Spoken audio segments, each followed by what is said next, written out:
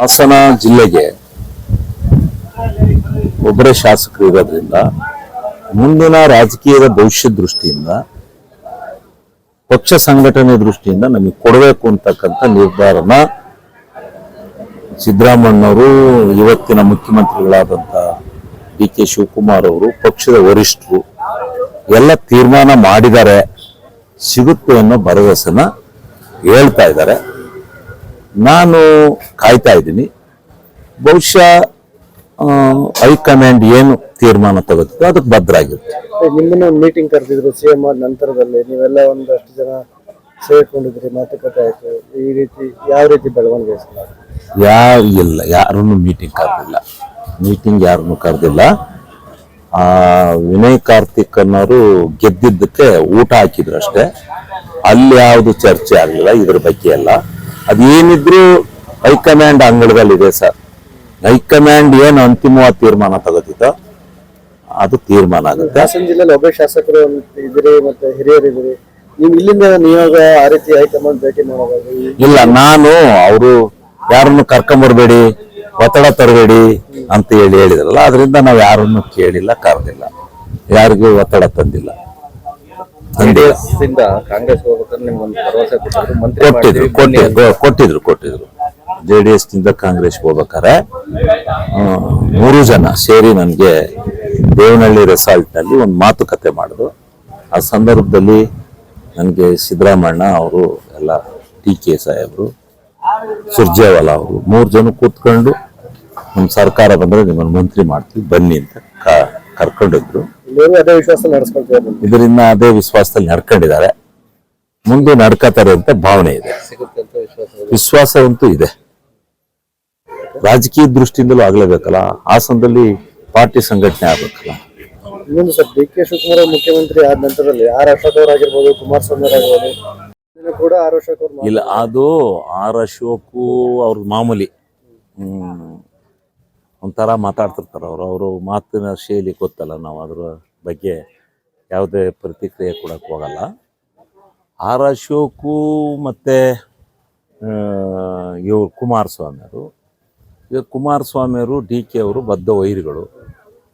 ಅವರು ಡಿ.ಕೆ. ಅವರು ಆಗ್ಬಿಟ್ರಲ್ಲ, ಇನ್ನೆಲ್ಲಿ ಮತ್ತೆ ನಮ್ಮ ರಾಜಕೀಯದ ಬೆಳವಣಿಗೆ ದೃಷ್ಟಿಯಿಂದ ಇವರು ಮುಖ್ಯಮಂತ್ರಿಗಳಾದಾಗ ನಮ್ಮ ರಾಜಕೀಯಕ್ಕೆ ಎಲ್ಲಿ ತೊಡರಾಗುತ್ತಪ್ಪ ಅನ್ನೋ ಭಾವನೆ ಮೇಲೆ ಆ ರೀತಿ ಮಾತಾಡ್ಬೋದು. ಎಲ್ಲ ಕಾಲಕ್ಕೆ ಅವರ ಹೋರಾಟದ ಫಲಕ್ಕೆ ಅನುಭವಗಳು ಸಿಗ್ತಾ ಇರ್ತವೆ. ಬಿಡದಿ ಟೌನ್ಶಿಪ್ ವಿಚಾರವಾಗಿ ಕುಮಾರಸ್ವಾಮಿ ಮತ್ತೆ ಡಿ.ಕೆ. ಶಿವಕುಮಾರ್ ಇನ್ನೂ ಕೂಡ ಏನು ಅಂತಿಮ ಆಗಲಿಲ್ಲ ಸರ್. ಮಾಡ್ತೀವಿ ಅಂತಾರೆ. ಇಲ್ಲ, ಬಿಡದಿ ಟೌನ್ಶಿಪ್ ಬಗ್ಗೆ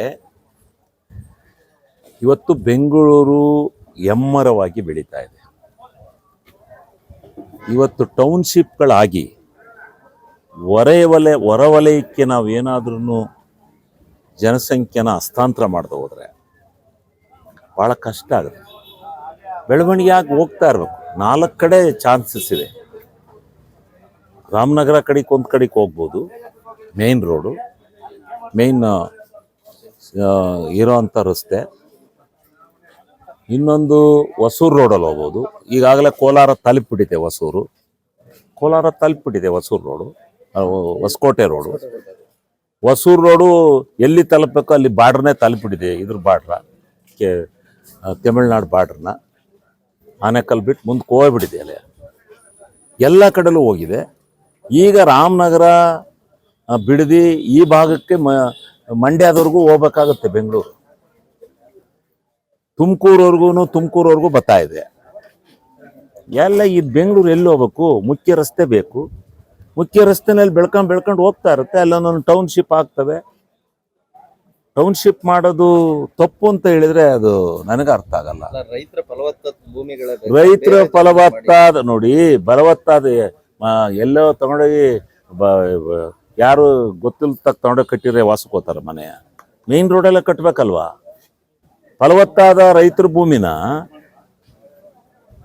ಯಾವತ್ತು ತಗೊಂಡಿಲ್ಲ ಅಕ್ವಿಷನ್ ಮಾಡಿ ಏರೋಡ್ರಮ್ ಬರೋದ, ಇಂಟರ್ನ್ಯಾಷನಲ್ ಏರೋಡ್ರಮ್ ಬರೋದ ಹೇಳಿ, ಇಂಟರ್ನ್ಯಾಷನಲ್ ಏರೋಡ್ರಮ್ ಬರೋದ?